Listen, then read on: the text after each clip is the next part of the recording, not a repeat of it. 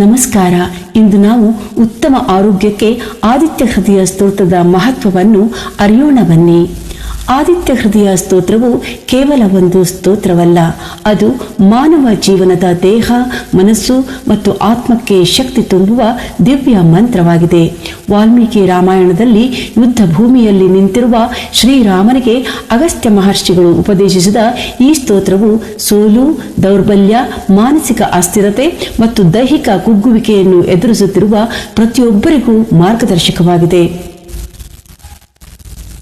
ಸೂರ್ಯನನ್ನು ಆರಾಧಿಸುವ ಈ ಸ್ತೋತ್ರವು ಹೃದಯ ಎಂಬ ಪದವನ್ನು ಒಳಗೊಂಡಿರುವುದೇ ಅದರ ಆಳವಾದ ಅರ್ಥವನ್ನು ತಿಳಿಸುತ್ತದೆ.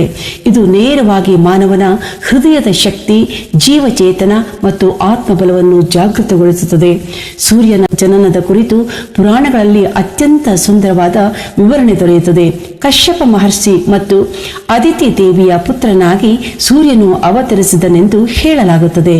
ಅದಿತಿ ಎಂದರೆ ಮಿತಿ ಇಲ್ಲದವಳು, ಅಸೀಮತೆ, ವಿಶ್ವಮಾತೆ. ಆಕೆಯಿಂದ ಜನಿಸಿದ ಸೂರ್ಯನು ಸಂಪೂರ್ಣ ಜಗತ್ತಿಗೆ ಶಕ್ತಿ ನೀಡುವ ಮಹಾಶಕ್ತಿ. ಸೂರ್ಯನು ಕೇವಲ ಒಂದು ಗ್ರಹವಲ್ಲ, ಅವನು ಕಾಲದ ರೂಪ, ಧರ್ಮದ ಸಾಕ್ಷಿ, ಪ್ರಾಣಶಕ್ತಿಯ ಮೂಲ. ಅವನ ಉದಯದೊಂದಿಗೆ ದಿನ ಆರಂಭವಾಗುತ್ತದೆ, ಅವನ ಅಸ್ತಮದೊಂದಿಗೆ ವಿಶ್ರಾಂತಿ ಶುರುವಾಗುತ್ತದೆ. ಈ ಸೂರ್ಯನ ಶಕ್ತಿಯನ್ನೇ ಆದಿತ್ಯ ಹೃದಯ ಸ್ತೋತ್ರದಲ್ಲಿ ಧ್ಯಾನ ರೂಪದಲ್ಲಿ ಆರಾಧಿಸಲಾಗುತ್ತದೆ. ಆರೋಗ್ಯದ ದೃಷ್ಟಿಯಿಂದ ನೋಡಿದರೆ ಆದಿತ್ಯ ಹೃದಯ ಸ್ತೋತ್ರದ ಪಠಣವು ದೇಹದ ಒಳಗಿನ ಶಕ್ತಿ ಕೇಂದ್ರಗಳನ್ನು ಸಮತೋಲನಕ್ಕೆ ತರುತ್ತದೆ. ಸೂರ್ಯನು ನಮ್ಮ ದೇಹದ ಅಗ್ನಿ ತತ್ವದ ಪ್ರತಿನಿಧಿ. ಜೀರ್ಣಶಕ್ತಿ, ರೋಗ ನಿರೋಧಕ ಶಕ್ತಿ, ಕಣ್ಣುಗಳ ದೃಷ್ಟಿ, ಹೃದಯದ ಬಡಿತ, ರಕ್ತ ಸಂಚಾರ ಇವೆಲ್ಲವೂ ಸೂರ್ಯ ತತ್ವದೊಂದಿಗೆ ನೇರ ಸಂಬಂಧ ಹೊಂದಿವೆ. ನಿಯಮಿತವಾಗಿ ಈ ಸ್ತೋತ್ರವನ್ನು ಪಠಿಸುವುದರಿಂದ ದೇಹದಲ್ಲಿ ಸಕಾರಾತ್ಮಕ ಕಂಪನಗಳು ಉಂಟಾಗಿ ನರಮಂಡಲ ಶಾಂತಗೊಳ್ಳುತ್ತದೆ. ವಿಶೇಷವಾಗಿ ಮನಸ್ಸಿನ ಒತ್ತಡ, ಭಯ, ಆತಂಕ, ನಿದ್ರಾಹೀನತೆ ಇಂತಹ ಸಮಸ್ಯೆಗಳಲ್ಲಿ ಆದಿತ್ಯ ಹೃದಯ ಸ್ತೋತ್ರವು ಔಷಧಿಯಂತೆ ಕಾರ್ಯನಿರ್ವಹಿಸುತ್ತದೆ. ಈ ಸ್ತೋತ್ರದ ಶಬ್ದ ಸಂರಚನೆ ಅತ್ಯಂತ ವೈಜ್ಞಾನಿಕವಾಗಿದೆ. ಪ್ರತಿ ಮಂತ್ರವು ಉಚ್ಚರಿಸಿದಾಗ ಉಸಿರಾಟದ ಲಯವನ್ನು ನಿಯಂತ್ರಿಸುತ್ತದೆ.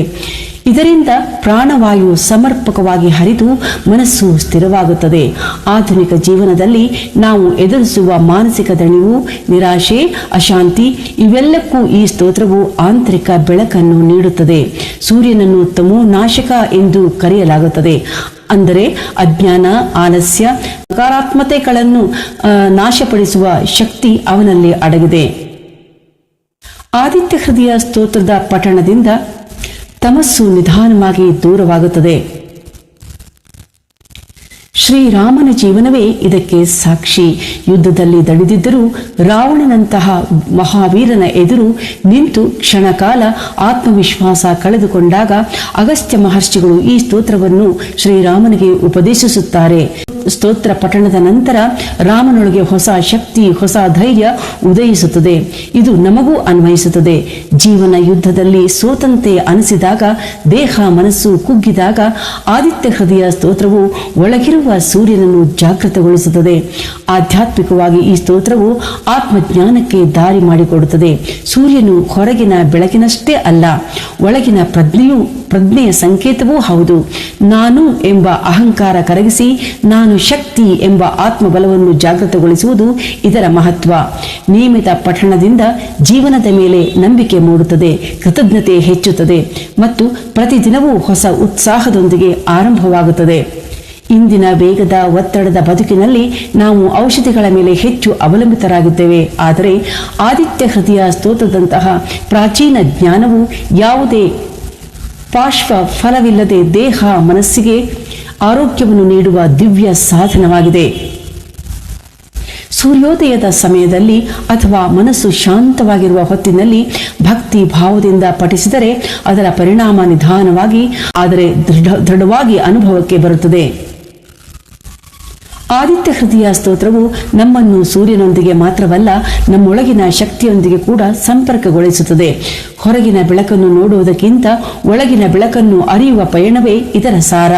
ಆರೋಗ್ಯ, ಧೈರ್ಯ, ಶಾಂತಿ ಮತ್ತು ಆತ್ಮಬಲ ಈ ನಾಲ್ಕನ್ನು ಒಟ್ಟಾಗಿ ನೀಡುವ ಅಪರೂಪದ ಸ್ತೋತ್ರವೆಂದರೆ ಅದು ಆದಿತ್ಯ ಹೃದಯ ಸ್ತೋತ್ರವೇ. Thank you so much for watching. ಧನ್ಯವಾದಗಳು. ಇದುವರೆಗೂ ಆದಿತ್ಯ ಹೃದಯ ಸ್ತೋತ್ರದ ಮಹತ್ವವನ್ನ, ಇದರಿಂದ ಆರೋಗ್ಯಕ್ಕೆ ಇರುವ ಪರಿಣಾಮಕಾರಿ ಲಾಭವನ್ನ ತಿಳ್ಕೊಂಡ್ವಿ. ನಾವು ಎಲ್ಲರೂ ಕೂಡ ಆದಿತ್ಯ ಹೃದಯ ಪಠಣ ಮಾಡಿ ಪ್ರತಿ ಭಾನುವಾರ ಅಥವಾ ಪ್ರತಿದಿನ ಪಠಣ ಮಾಡಿದರೂ ಕೂಡ ಉತ್ತಮ ಆರೋಗ್ಯದ ಲಾಭ ಖಂಡಿತ ದೊರೆಯುತ್ತೆ. ಇದು ನನ್ನ ಸ್ವಂತ ಅನುಭವ ಕೂಡ ಹೌದು. Thank you so much for watching. ಈ ಆದಿತ್ಯ ಹೃದಯ ನಮಗೆ ಯೂಟ್ಯೂಬಲ್ಲಿ ಕೂಡ ಸರ್ಚ್ ಮಾಡಿದರೆ ಸಿಗುತ್ತೆ. ಹಾಗೆ ಗೂಗಲ್ನಲ್ಲಿ ಆದಿತ್ಯ ಹೃದಯ ಕನ್ನಡ ಅಂತ ಸರ್ಚ್ ಮಾಡಿದರೆ ನಮಗೆ ಕನ್ನಡದಲ್ಲೇ ದೊರೆಯುತ್ತೆ. ಸೊ ಎಲ್ಲಿ ಬೇಕಾದರೂ ಇದನ್ನು ಹುಡುಕಿ ತಗೊಂಡು ಆದಿತ್ಯ ಹೃದಯವನ್ನು ಪಠಣ ಮಾಡೋಣ, ಉತ್ತಮ ಆರೋಗ್ಯವನ್ನು ಪಡೆಯೋಣ ಅಂತ ಹೇಳ್ತಾ thank you so much for watching. ಧನ್ಯವಾದಗಳು.